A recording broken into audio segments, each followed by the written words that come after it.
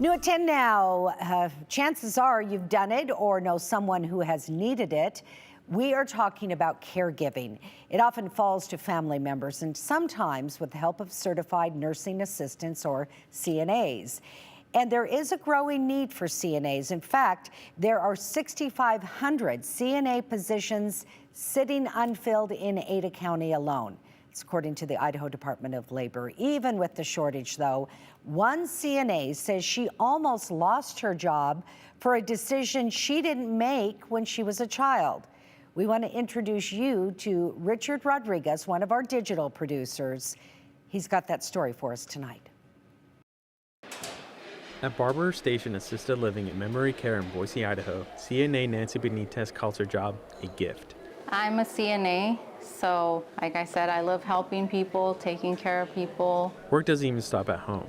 She's the mother of two, including a newborn. It's been a journey to the American dream. I was brought here when I was 8 years old. A dream, she says, they brought us here, the land of opportunity. That recently turned into a nightmare. It's a little bit scary. Like many other children brought here from a different country, Benitez is a DACA recipient, also known as a dreamer. DACA was introduced in June of 2012 when the Secretary of Homeland Security announced children who came here to the U.S. before they were 16 and who met several guidelines could apply for DACA. Recipients were not given lawful status, but could work, drive, and stay in the United States without fear of deportation. In March of 2023, U.S. Citizenship and Immigration Services reported more than 5.5 million Dreamers live in the United States. More than 2,000 live in Idaho, including Benitez. It was exciting. It was exciting because I get my driver's license and, I get to work somewhere else, that's a steady job. She became a dreamer a decade ago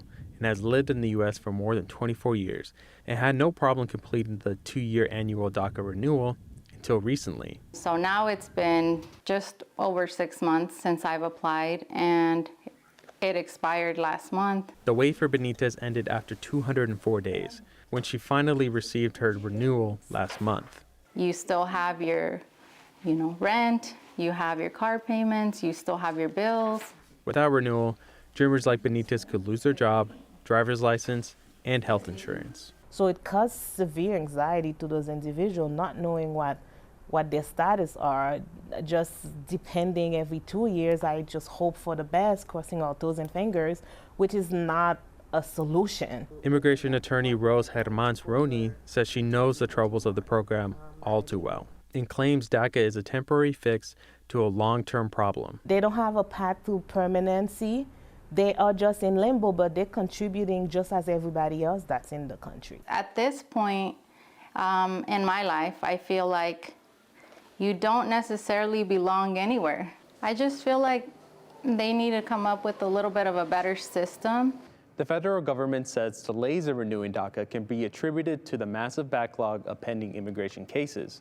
Rose says anyone who's having trouble renewing their DACA should call the U.S. Central Immigration Service and contact an attorney.